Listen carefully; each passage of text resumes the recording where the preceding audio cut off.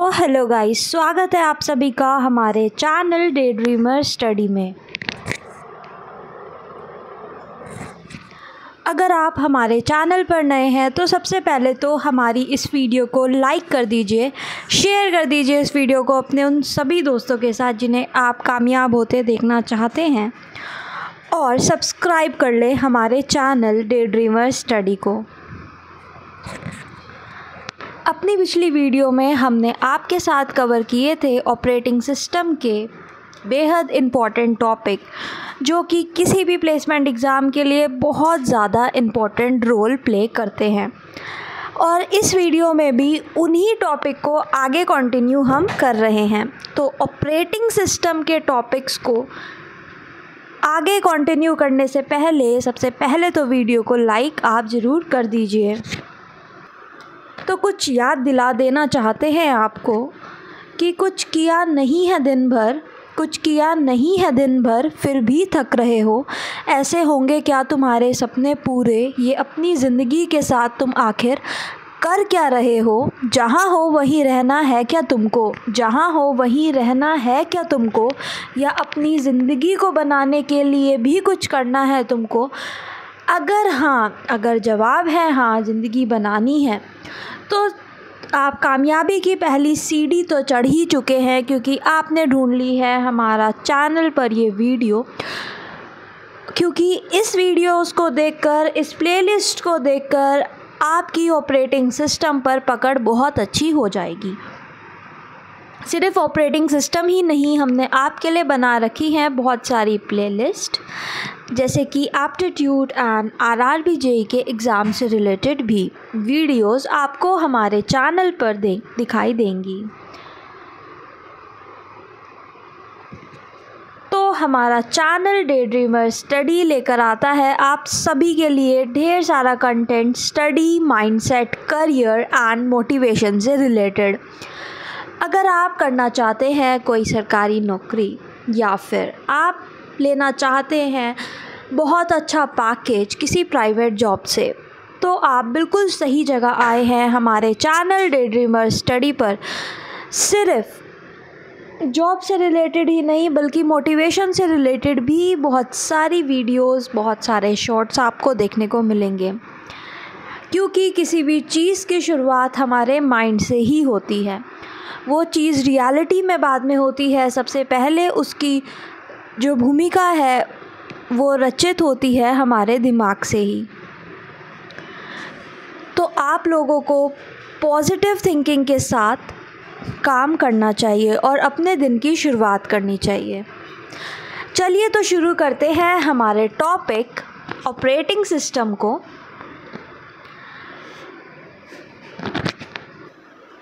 अपनी पिछली वीडियोस में हमने ऑपरेटिंग सिस्टम के ढेर सारे टॉपिक्स तो कवर कर दिए हैं, and most important thing is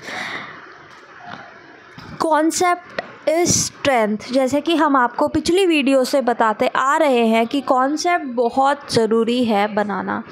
तो कॉन्सेप्ट आपका स्ट्रॉन्ग हो, इसीलिए ही ये लाए हैं हम आपके लिए वीडियो। और हमने आपको पिछली वीडियो में बहुत सारे टॉपिक के साथ साथ लास्ट वीडियो में समझाया था CPU स्केड्यूलिंग एल्गोरिथम के बारे में। CPU स्केड्यूलिंग एल्गोरिथम्स में हमने आपको बताया है FC, FS, SJF, RR, priority scheduling, multi level Q scheduling. और अगर आपको इनमें कोई भी डाउट है तो आप हमारी पिछली वीडियो देख सकते हैं। तो इस वीडियो का टॉपिक है, सबसे पहला टॉपिक इस वीडियो का, क्रिटिकल सेक्शन प्रॉब्लम। जैसे कि हमने आपको अपनी पिछली वीडियो में भी बताया था, लेट मी राइट फर्स्ट, कि अभी तक हम पढ़ते आ रहे थे प्रोसेसेस के बारे में, कि प्रोसेसेस के इंडिविजुअल वर्क्स के बारे में, कि अगर कोई एल्गोरिथम है तो वो इंडिविजुअली कैसे काम करता है, क्या चीज़ें फॉलो हो रही हैं उस एल्गोरिथम को काम करवाने में, एंड और भी बहुत कुछ। तो देखिए अब बात कुछ अलग हो गई है, क्योंकि अब हम बात करने जा रहे हैं क्रिटिकल सेक्शन प्रॉब्लम्स की। तो क्रिटिकल सेक्शन प्रॉब्लम, नाम से ही आपको पता चल रहा होगा कि कुछ क्रिटिकल बात होने वाली है। जी हाँ, आपने बिल्कुल सही सुना।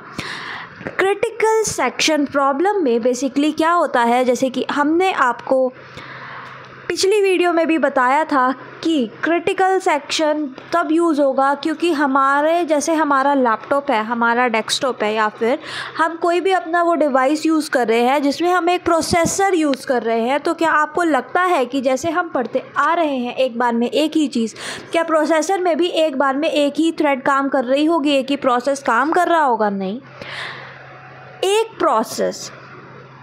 एक प्रोसेसर में एक ही बार में बहुत सारे प्रोसेस काम करते हैं और मिली सेकेंड्स में काम होता है और बहुत जल्दी जल्दी काम होता है। तो कैसे होती है वो स्विचिंग, कैसे होते हैं वो काम?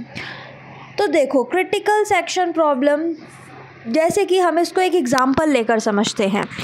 सपोज़ आपने एक प्रिंटर लिया है और आपकी एक प्रिंटिंग शॉप है, आपके पास एक प्रिंटर है और 5 डेस्कटॉप या फिर कंप्यूटर्स या लैपटॉप है, लेट्स से, राइट। तो आपको उन 5 कंप्यूटर से वर्क करना है और आपके पास एक ही प्रिंटर है। सब लोग अलग अलग लैपटॉप से कमांड्स पास कर रहे हैं एक ही प्रिंटर से एक ही बार में प्रिंट कराने के लिए। तो आपको क्या लगता है कि प्रिंटर कंफ्यूज होके 2 कंप्यूटर का सामान एक साथ मिक्स कर देगा? ऐसा हो सकता है। ऐसा ना हो, इसी के लिए बनाया गया है क्रिटिकल सेक्शन प्रॉब्लम।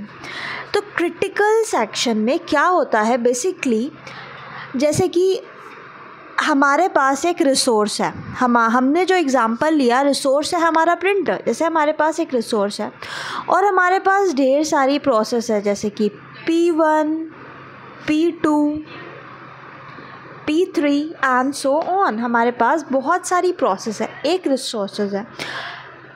तो हम एक बार में इस रिसोर्सेज को काम कर रहे हैं, उस जगह एक ऐसा सेक्शन है जहाँ पर अगर 2 प्रोसेस एक साथ काम करने घुस गई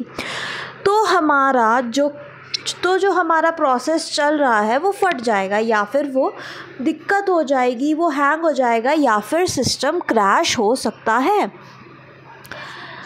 जैसे कि एक बार में प्रिंटर एक ही कमांड को लेगा। ये क्रिटिकल सेक्शन में हम एक लॉक लगा देंगे जिससे कि एक बार में प्रिंटर एक ही सामान को ले रहा है, मतलब एक ही कमांड वो क्रिटिकल सेक्शन से एक बार में ले रहा है। तो यहाँ पर एक लॉक लग गया। इसको एक और एग्जांपल से समझते हैं कि क्या होता है critical section.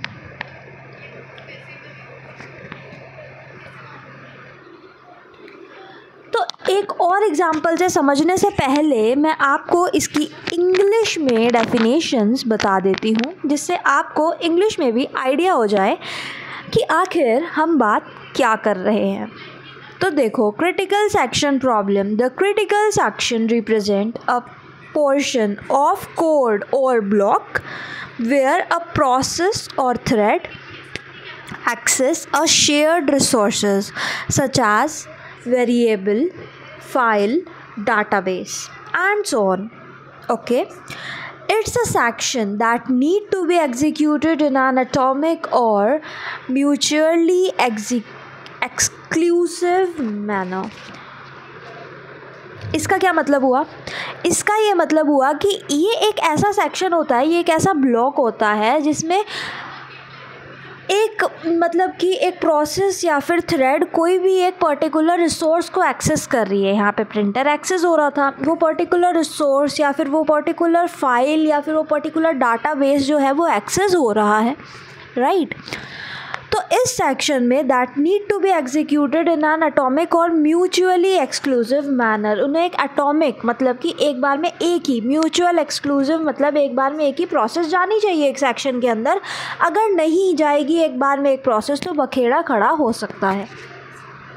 To maintain data inconsistency and avoid conflicts, only one process or thread should be allowed to enter the critical section at a time.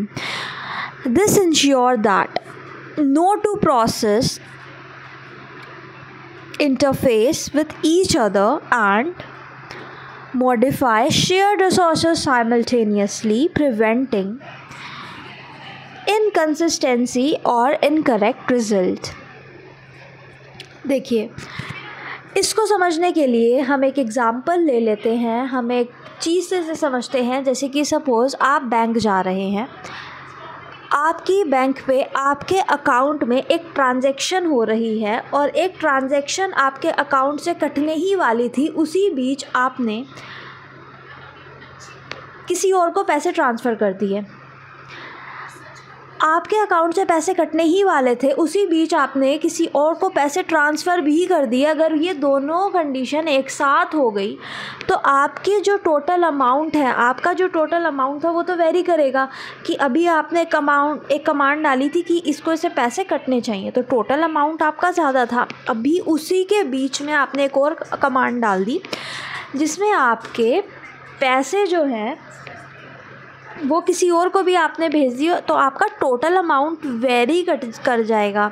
तो ऐसा ना हो और आपके अमाउंट में हेर फेर ना हो, इसमें हम क्या करेंगे, एक बार में एक ही प्रोसेस का यूज़ करेंगे। जैसे कि अब मैं आपको बताती हूँ, to maintain the data in consistency या फिर data integrity and data inconsistency ना हो, इंटीग्रिटी मेंटेन हो, integrity honour and avoid conflicts, बिल्कुल कॉन्फ्लिक्ट्स अवॉइड हो जाएं।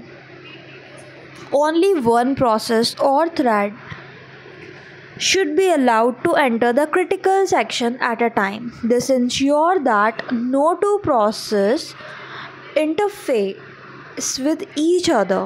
ठीक है, तो अगली बात करते हैं हम प्रोसेस सिंक्रोनाइजेशन की। अब हमने बता तो दिया कि क्रिटिकल सेक्शन ना एक ऐसा सेक्शन होता है जहाँ पे एक बार में एक ही प्रोसेस जानी चाहिए और वो रिसोर्स जो शेयर कर रहा है, वैसे मल्टीपल प्रोसेस जो है वो एक रिसोर्स को शेयर कर सकता है, बट क्रिटिकल सेक्शन में ना हम एक ताला लगा देंगे जिससे एक बार में एक ही चीज़ें जाएंगी। पर अगर अभी तक आपको ये नहीं पता कि हम ये ताला कैसे लगाएंगे, इस ताले को लगाने के क्या प्रोसीजर हो सकते हैं, राइट, और ना ही हमें ये पता है कि हम ऐसा कैसे करेंगे, ऐसा कैसे पॉसिबल हो पाएगा कि हम एक क्रिटिकल सेक्शन बना दे रहे हैं कि प्रोसेस जाएगा। तो इसका नाम है प्रोसेस सिंक्रोनाइजेशन। जैसे कि प्रोसेस सिंक्रोनाइजेशन क्या करता है, ये गाइड की तरह काम करता है, ये आपके गाइड की तरह काम करता है कि आपको पता तो है कि मुझे ये सब घूमना है। आप सभी को पता है कि लेट्स से आप सभी लोग किसी जगह पे घूमने आए हैं, राइट, सभी लोग किसी भी डायरेक्शन में घूमते रहेंगे, नहीं हो पाएगा, काम नहीं हो पाएगा। वहाँ पे आपने गाइड खड़ा कर दिया और सब वहाँ पे ट्रैफिक जाम भी हो सकता है, तो आपने वो गाइड खड़ा कर दिया जो आपको बताएगा कि कुछ लोग सबसे पहले ये एरिया घूमे, कुछ लोग वो एरिया घूमे, जिससे कि सपोज़ आप बहुत सारी अलग अलग टीम्स लेकर आए हैं तो सब मिसमैच ना हो, इसके लिए आपने वहाँ पे गार्ड खड़ा कर दिया, ठीक है। इसी तरह से ही उसी गार्ड का काम कर रहा है process synchronization, because process synchronization is like a guard, ठीक है, that guides different peoples at that point of time, right. तो इसको हम इंग्लिश में समझते हैं या फिर टेक्निकल टर्म्स में समझने की कोशिश करते हैं कि it refer to the technique और mechanism used to coordinate the execution of process or threads so that they can work together harmoniously. इसका क्या मतलब होता है कि भाई एक बार में एक ही काम करे, इसके लिए हमने गार्ड खड़ा कर दिया, ठीक है। गार्ड क्या है, गार्ड है प्रोसेस सिंक्रोनाइजेशन, या फिर हम इसको ट्रैफिक पुलिस भी बोल सकते हैं कि बहुत ज़्यादा ट्रैफिक है तो हमने सिग्नल लगा दी या फिर ट्रैफिक लाइट लगा दी। पहले ट्रैफिक पुलिस हुआ करते थे, अब ट्रैफिक लाइट लग गई। तो ट्रैफिक लाइट जैसे कि सिग्नल पर ट्रैफिक नहीं होने देती है, मिसमैच नहीं होने देती है, सब लोग अपना अलग काम करना चाहते हैं तो सब लोग अपना अलग काम कर सकते हैं, अपनी अलग रोड ले सकते हैं, कोई किसी के रास्ते में नहीं आएगा, ठीक है। इसका मतलब ताला लगा दिया, ठीक है। तो अब देखो, इमेजिन मल्टीपल प्रोसेस और thread working on different task simultaneously, ठीक है। मल्टीपल प्रोसेस हैं या फिर थ्रेड्स हैं जो मतलब कि बहुत अलग अलग टास्क पे काम कर रहे हैं बट एक साथ काम कर रहे हैं, ठीक है। Process synchronization ensure that they cooperate और कम्युनिकेट एफिशिएंटली, कि वो बहुत एफिशिएंटली आपस में कम्युनिकेट करें और बहुत अच्छे से एफिशिएंटली कम्युनिकेट करें, मिसमैच ना हो, डाटा इनकन्सिस्टेंसी ना आए, रेस कंडीशन ना हो, डेडलॉक ना लगे, ठीक है, और सारी चीज़ें प्रॉपरली एग्जीक्यूट हो पाएँ। यही काम होता है प्रोसेस सिंक्रोनाइजेशन का। तो हम अब आपको लिखकर बता देते हैं प्रोसेस सिंक्रोनाइजेशन के बारे में।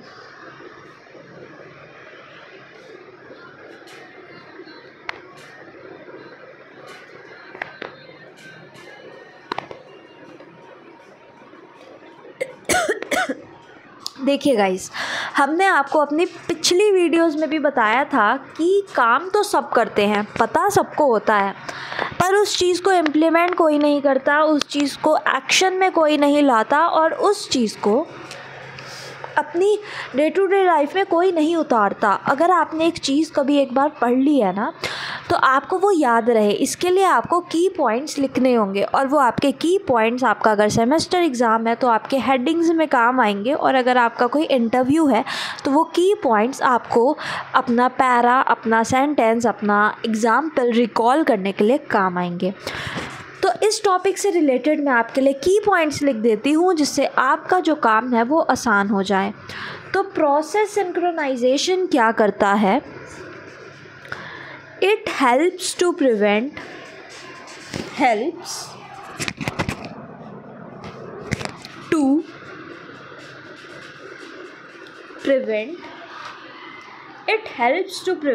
क्या क्या प्रिवेंट करने के काम आता है, ठीक है। It helps to prevent data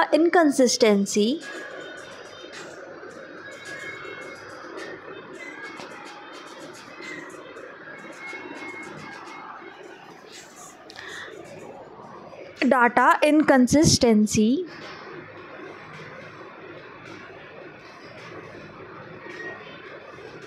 right. दूसरी बात, ये रेस कंडीशन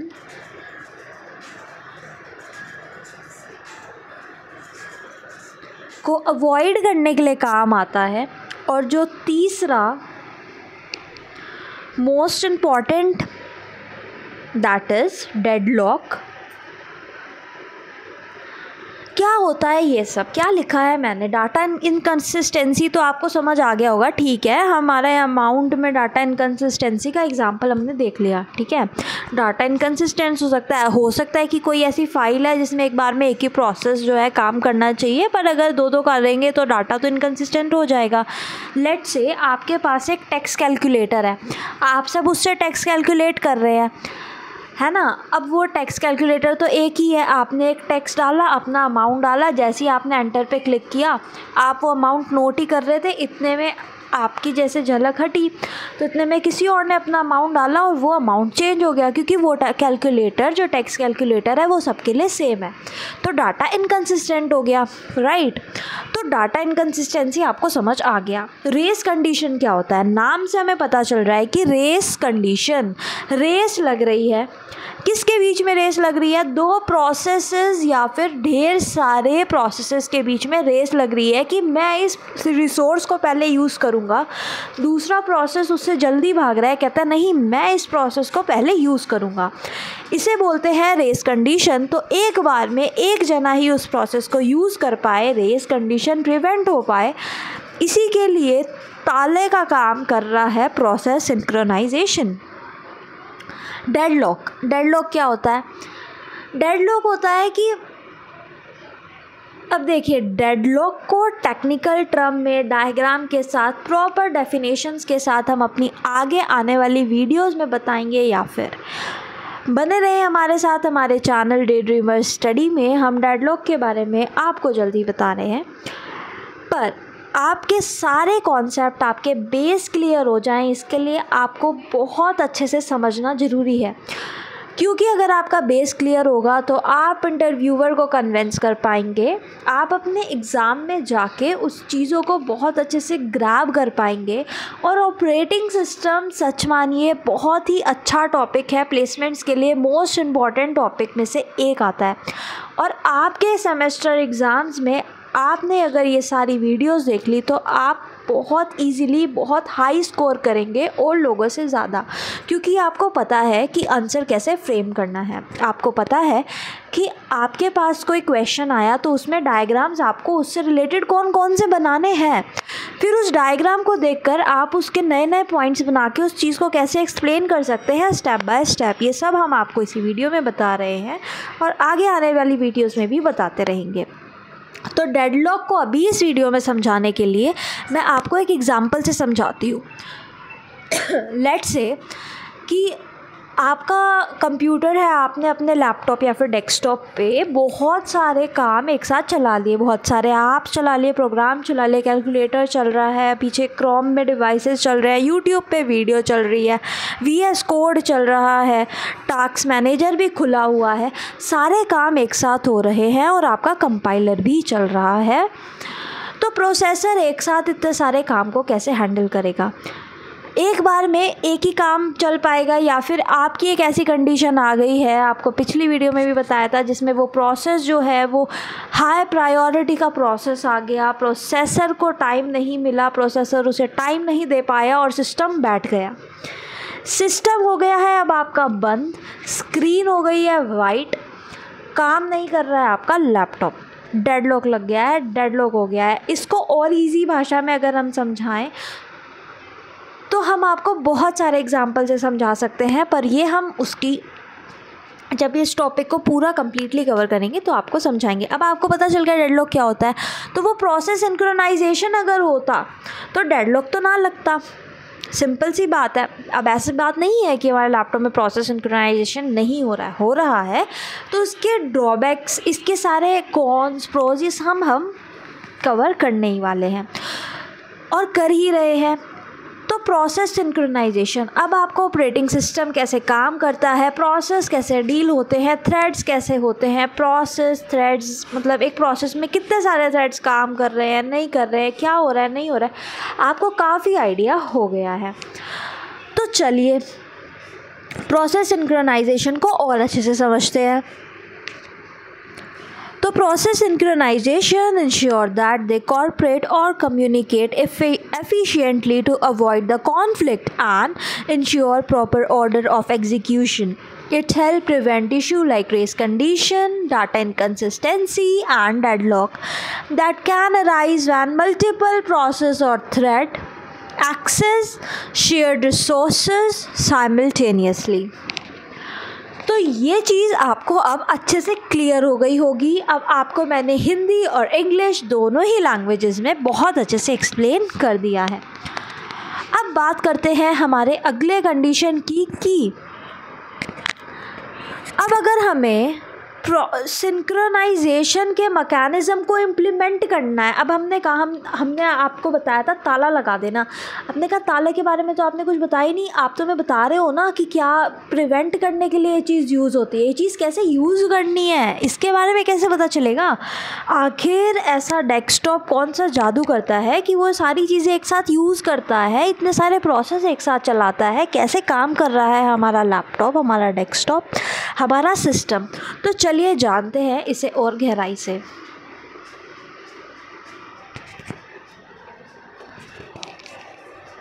तो दिल थाम के बैठिए क्योंकि आ रहा है हमारा नेक्स्ट टॉपिक जिसका नाम है की रिक्वायरमेंट्स। की, अब मैंने आपको बोला ताला, चाबी भी तो उसी के साथ ही आएगी। तो देखो की रिक्वायरमेंट्स क्या होगी, किस चीज़ की रिक्वायरमेंट्स की बात हो रही है, सिंक्रोनाइजेशन के मैकेनिज़्म की।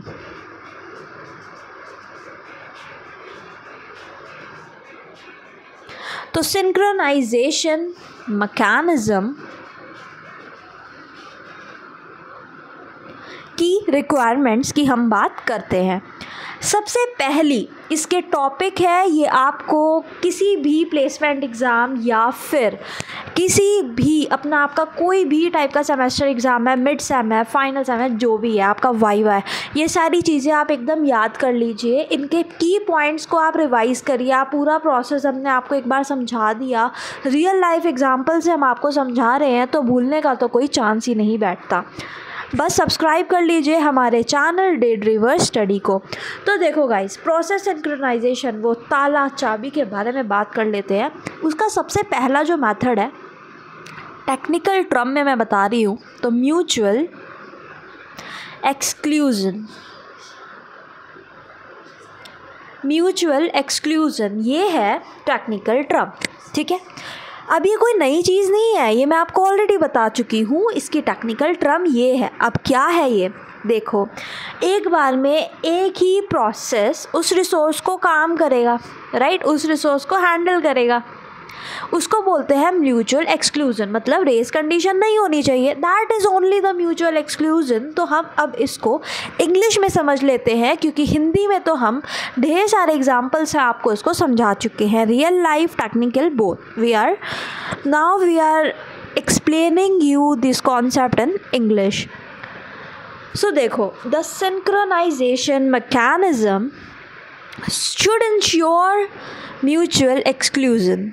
क्या मतलब हुआ इस बात का, दैट वन प्रोसेस और thread can access a shared resource or an entire critical section at a time. कि एक प्रोसेस या एक थ्रेड एक्सेस कर पाए एक शेयर्ड रिसोर्स को, या फिर क्रिटिकल सेक्शन में एंटर ही एक बार में एक रिसोर्स कर पाए एक टाइम पे। इसको हम समझते हैं इस तरीके से, जैसे कि ये देखिए, ये एक रिसोर्स है, इस रिसोर्स का ये एक क्रिटिकल सेक्शन है। इस क्रिटिकल सेक्शन में एक ताला लगा दिया कि एक बार में एक ही रिसोर्स जो है इसे एक्सेस कर पाएगी, एक ही प्रोसेस इसे एक्सेस कर पाएगी। सपोज़ P1 इसे एक्सेस कर रही है, तो P1 ने लगा दिया ताला, कहती P1 नहीं आने दूंगी किसी और प्रोसेस को अंदर। पर जैसे ही P1 जाएगी, P1 ने अपना टास्क पूरा कर लिया, एग्जीक्यूट हो गया, जो होना था प्रोसेस हो गया। P1 जब जा रही है, इसने इस लॉक को रिलीज़ किया, तब जाकर दूसरा प्रोसेस इसके अंदर P2 की एंट्री होती है। जैसे ही P1 ने इस प्रोसेस को रिलीज़ किया, इस ताले को छोड़ा, P2 आया और P2 ने ताला लगा दिया। इसको क्या बोल रहा है, म्यूचुअल एक्सक्लूजन। की एक टाइम में एक ही प्रोसेस यूज़ हो पाएगी, ठीक है। इंग्लिश में से बोल रहे हैं, which mean that only one process और thread can access a shared resource or enter a critical section at a time. और अब आप हमसे ये मत पूछिएगा कि जब एक बार में एक प्रोसेसर एक ही प्रोसेस को यूज़ कर रहा है, तो इतने सारे टास्क हमारे लैपटॉप में, डेस्कटॉप में मल्टीटास्किंग हम कैसे कर पाते हैं।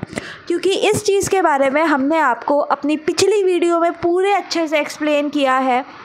अगर आपको इस चीज़ में कोई भी डाउट है, आपको अपना कॉन्सेप्ट क्लियर करना है एकदम बेसिक से एडवांस तक, तो आप उस वीडियो को देखो, आपको काफ़ी हेल्प मिलेगी। तो चलिए चलते हैं अपने अगले चीज़ के ऊपर। देखो, और ये क्या इंश्योर करता है, to ensure the currently access to shared resource does not result in inconsistencies, कि डाटा इनकन्सिस्टेंट ना हो, नो डाटा इनकन्सिस्टेंसी, इसलिए म्यूचुअल एक्सक्लूजन है। घुमा फिरा के वही चीज़ है, और इसी के ही टेक्निकल एग्जाम्पल आपको दिए जा रहे हैं। तो चलते हैं अपने अगले टॉपिक पे, दैट इज़, अगला टॉपिक नहीं, अगले ताले की चाबी पर। तो वो क्या है, वो है प्रोग्रेस। अब क्या मतलब हुआ इस बात का है, प्रोग्रेस का क्या मतलब हुआ? अरे इसका ये मतलब हुआ कि प्रोग्रेस होती रहनी चाहिए, काम चलता रहना चाहिए। ऐसा नहीं है कि P1 बैठ गया ताला लगा के, नहीं आने दूंगा P2 को या किसी और प्रोसेस को, और खुद भी नहीं जा रहा है, खुद तो ताला रिलीज़ नहीं कर रहा है और लगा के भी बैठ गया। ऐसा ना हो, इसके लिए होता है progress.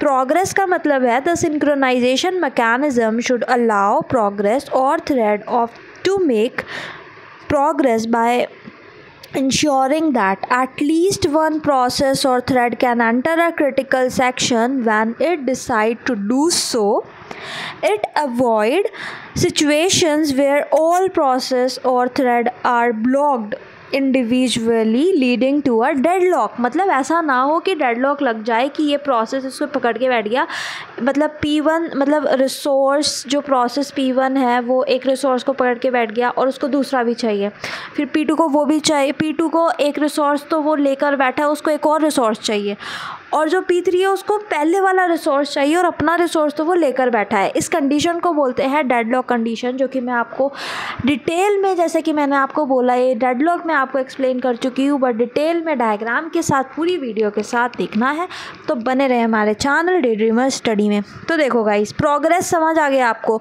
The synchronization mechanism should allow process और थ्रेड टू मेक प्रोग्रेस। मतलब कि एक सिंक्रोनाइजेशन मैकेनिज्म के ड्यूटीज़ क्या क्या होते हैं। मैं आपको बना दूं क्लास का मॉनिटर। मैंने कहा तुम पुलिस वाले बन गए, ट्रैफिक पुलिस, अब तुम्हारे कुछ ड्यूटी भी तो होंगे। तुम अगर एक लाइन को रोके रखोगे, तेरी नंबर नहीं आएगी, तेरा भी चांस नहीं आया तो भी रुक, दूसरे को भेजते रहोगे। दूसरे, जैसे कि आपका चौराया है, चौराया, दिस इज़ चौराया, ऐसे चार तरफ से रोड जा रही है, आपने एक रोड को रोक दिया ना, नहीं अभी तेरे को नहीं जाने दूंगा, इसे रोक के रखा है। अब आप सोचो, आधा दिन हो गया और ये रुका पड़ा है, इसको कैसा लगेगा। आपके ट्रैफिक पुलिस होने से, अगर आप ट्रैफिक पुलिस हो तो आपके कुछ रिस्पॉन्सिबिलिटीज़ होते हैं, वही रिस्पॉन्सिबिलिटी मैं आपको सिंक्रोनाइजेशन मैकेनिज्म के बारे में बता रही हूँ कि प्रोग्रेस होती रहनी चाहिए, उसको भी चांस मिलना चाहिए और सबको मिलना चाहिए, यही इसकी ड्यूटी है। ठीक है, to ensure that at least one process and thread can enter the critical section, और at least एक तो एंटर करे। अब ज़रूरी नहीं है सिर्फ एक ही एंटर करे। अब इसको हम और अच्छे से समझ लेते हैं। देखो, हमने अभी तक आपको बताया कि एक क्रिटिकल सेक्शन में एक प्रोसेस एंटर करे, हो सकता है एक प्रोसेस का एक ग्रुप एंटर करे, मतलब प्रोसेसेस एंटर करे एक बार में। अब इसको समझने के लिए हमें मूव करना पड़ेगा इसके अगले ताले की चाबी पे, इसके अगले रूल पे, तभी आप इस प्रोसेस को बहुत अच्छे से समझ पाएंगे, वरना आप हो सकते हैं कंफ्यूज। तो चलते हैं हम बाउंडेड वेटिंग पर, और ये ताला चाबी को इम्प्लीमेंट कैसे करना है। अभी तो हम ड्यूटीज़ बता रहे हैं। देखो, ड्यूटीज़ समझ आ रही है ना आपको कि म्यूचुअल एक्सक्लूजन है, प्रोग्रेस होती रहनी चाहिए, बाउंडेड वेटिंग हो। मैंने अभी आपको बताया कि आप ट्रैफिक, अगर हम एग्जांपल लेकर चल रहे थे तो आप एक लेन को बहुत देर तक वेट करने के लिए नहीं बोल सकते, उनका वेट होगा बाउंडेड। तो bounded waiting is the key requirements, that is the key requirements में क्या आता है कि सिंक्रोनाइजेशन मैकेनिज्म की एक की रिक्वायरमेंट्स है कि वो म्यूचुअल एक्सक्लूजन, प्रोग्रेस हो रही है नहीं हो रही है, बाउंडेड वेटिंग ढंग से हो रही है नहीं हो रही है, इसको ये ढंग से इम्प्लीमेंट हो रहा है नहीं, इसको देख पाए। तो the synchronization mechanism should provide a guarantee that a process thread waiting to enter a critical section while eventually be allowed to do so. ठीक है, it prevent a process thread for being waiting from or to access the shared resources। ठीक है, तो अब बात करते हैं, अभी आपको हमने क्या बताया कि की रिक्वायरमेंट्स क्या है प्रोसेस सिंक्रोनाइजेशन के मैकेनिज्म की रिक्वायरमेंट्स क्या है प्रोसेस सिंक्रोनाइजेशन के मैकेनिज्म की। पर प्रोसेस सिंक्रोनाइजेशन कैसे काम करता है, आखिर हमारे लैपटॉप में, हमारे प्रोसेसर में, हमारे लैपटॉप डेस्कटॉप के अंदर जो प्रोसेसर है, जो हमारे डिवाइसेस हैं उनके अंदर जो प्रोसेसर यूज़ हो रहा है, उसके काम के बारे में, मतलब सिंक्रोनाइजेशन मैकेनिज्म के वर्किंग के बारे में। आखिर ये ताला, अब हमने बताया ताला कब लगेगा, ताला कब हटेगा, ये आपको पता चल गया। ताला कब तक लगा रहेगा, कब तक हटा रहेगा, ये आपको पता चल गया। ऊपर से अब तक आपको सारी नॉलेज हो गई है, बट क्या आपको ये ताले की चाबी कैसे काम कर रही है, इसकी वर्किंग समझ आई? नहीं। ताला अंदर से कैसे काम कर रहा है ये अभी आपको नहीं समझ आया। इसका मतलब आपको सिंक्रोनाइजेशन मैकेनिज्म के अंदर की जो सिस्टम चल रहा है उसके बारे में आपको समझना बाकी है। तो तो वो हम समझा रहे हैं, समझाने वाले हैं आपको। तो बने रहिए आप हमारे चैनल डे ड्रीमर स्टडी में।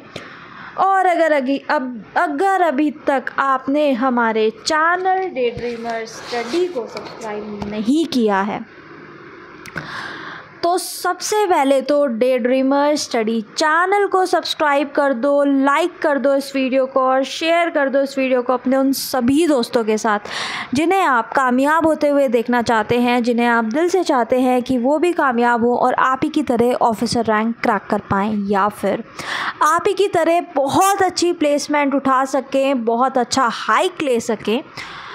और बहुत मेहनत करनी है, पर आप लोगों को नहीं, हमें मेहनत करनी है सिर्फ आप लोगों के लिए, जिससे आप स्मार्ट वर्क कर पाएँ, आपको ज़्यादा मेहनत ना करनी पड़े। क्योंकि जब हमारे पास स्मार्ट वर्क का ऑप्शन होता है तो we should choose the smart work and पर उसके साथ साथ आपको स्मार्टली तो काम करना आना चाहिए, पर अपने कॉन्सेप्ट के साथ ना कभी नहीं खेलना चाहिए। तो आपको कॉन्सेप्ट बहुत अच्छे से समझ आने चाहिए और हम आपको कॉन्सेप्ट के साथ साथ पूरी थ्योरी और उसको एडवांस तक लेकर जाते हैं। तो हमारे चैनल डे ड्रीमर स्टडी को लाइक कर लें, शेयर कर लें और सब्सक्राइब भी कर लें, क्योंकि यहाँ सपने पूरे होते हैं। क्योंकि डे ड्रीमर स्टडी चैनल उन्हीं लोगों के लिए है जो दिन में सपने देखते हैं और दिन में ही उन्हें पूरा करने की काबिलियत भी रखते हैं। उन्हीं लोगों के लिए बनाया गया हमारा चैनल डे ड्रीमर स्टडी, जो कि आपको कामयाबी की सीढ़ियों की ओर लेकर जाता है। तो मुबारक हो, कामयाबी की सीढ़ियां आप चढ़ते जा रहे हैं। हर दिन अपने आप को 1% तक सुधारने की कोशिश करो। एक ही दिन में सब कुछ नहीं होगा, पर एक दिन ज़रूर होगा। हमें पता है कि आप कर सकते हैं। आप भी अपनी ड्रीम जॉब, अपनी ड्रीम प्लेसमेंट ले सकते हैं। बस बने रहिए हमारे साथ हमारे चैनल डे ड्रीमर स्टडी में और सब्सक्राइब कर लीजिए और हमारी प्लेलिस्ट को अपने फ्रेंड्स के साथ भी शेयर कीजिए। तो बाय बाय गाइस, मिलते हैं आपको अपनी अगली वीडियो में। तब तक के लिए मस्त रहें, स्वस्थ रहें और जहाँ से भी आप हमारे व्लॉग्स देख रहे हैं हमें कमेंट सेक्शन में ज़रूर बताएं।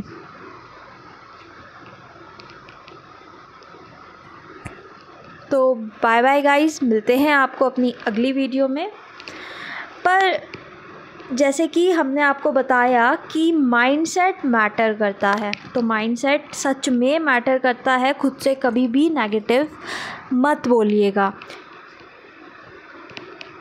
क्योंकि हमारा माइंड जो है वो नॉट के बीच का जो सफ़र है वो नहीं समझ पाता है। मतलब अगर आप सिग्नल दोगे ना कि आप इस चीज़ के बारे में मत सोचिए, जैसे कि आप हाथी के बारे में मत सोचिए, पर आपके दिमाग में सबसे पहले जो चीज़ आएगी वो चित्र आपका हाथी का ही आएगा।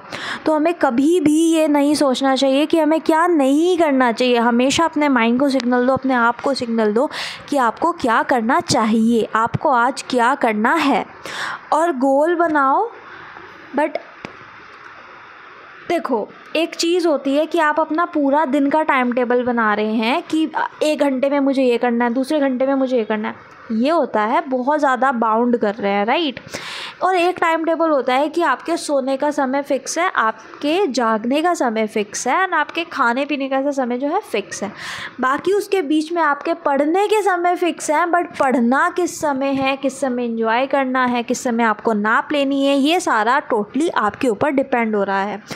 तो टाइम टेबल बनाने की शुरुआत हमेशा ऐसे करनी चाहिए जिसमें आपके ऊपर डिपेंड हो कि आपको पूरे दिन में क्या करना है, बट आपके कितने घंटे पढ़ना है, कितने घंटे फ़ोन चलाना है, कितने घंटे सोना है और किस समय जागना है, ये सब आपका फिक्स होना चाहिए। तो पढ़ते रहिए, मुस्कुराते रहिए।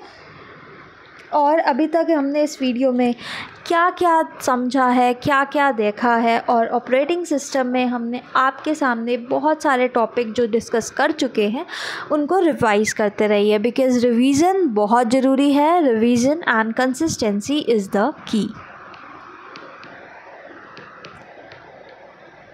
क्योंकि कर दिखाने का मौका जब भी किस्मत देती है, गिन के तैयारी के दिन तुझको मोहलत देती है। मांगती है लागत में वो हर एक बूंद पसीना, पर मुनाफा बदले में ये जान ले बेहद देती है, बेहद देती है।